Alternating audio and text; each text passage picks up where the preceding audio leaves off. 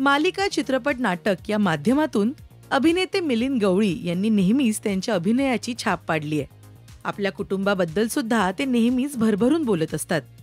नुकतंच त्यांनी दिल के करीब या कार्यक्रमात जुन्या आठवणींना उजाळा दिला. बायको शूटिंग करत असताना त्यांच्या मुलीला सांभाळायचा मजेशीर किस्सा त्यांनी सांगितला. मिलिंद गवळी यांची बायको दीपा या क्षेत्रापासून दूर असली तरी त्यांचे वडील या क्षेत्रामध्ये होते. त्यांचे टुरिंग टॉकीज होते. त्यामुळे दीपा यांना अभिनेत्री व्हावंसं वाटलं नाही का असं विचारण्यात आलं. तेव्हा मिलिंद गवळी यांनी हा किस्सा सांगितला.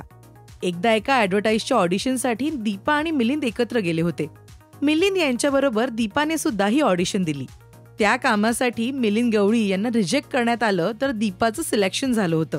मग शूटिंगसाठी मड आयलंडला छोट्या मिथिलाला घेऊन ते दोघे जण गेले. दीपाचं शूट सुरू असताना मी मिथिलाला सांभाळत होतो असं त्यांनी सांगितलं. त्याच वेळी या क्षेत्रात काम करणार नाही असं दीपाने ठरवल्याचं मिलिंद गवळी यांनी सांगितलं. याच मुलाखतीमध्ये त्यांनी त्यांच्या लग्नाच्या निर्णयाबद्दल सुद्धा सांगितलं. प्रेमात पडलो म्हणजे लग्न करायचं असा तो काळ होता. तेव्हा आम्ही एकमेकांना कमीच भेटायचो. ती धुळ्यामध्ये असायची आणि मी मुंबईमध्ये. तेव्हा आम्ही एकमेकांना पत्र पाठवायचो, एसटीडी कॉल्स करायचो. खूप बोलायचो नाही, त्याच्यामुळे एकमेकांबद्दल बरंच काही माहितीही नव्हतं असंही ते म्हणाले. तर मिलिंद आणि दीपा ही जोडी तुम्हाला किती आवडते ते कमेंट करून नक्की सांगा. मराठी सिनेसृष्टीतील बातम्या, अपडेट्स आणि गॉसिपसाठी तुम्ही सबस्क्राईब करा राजश्री मराठी.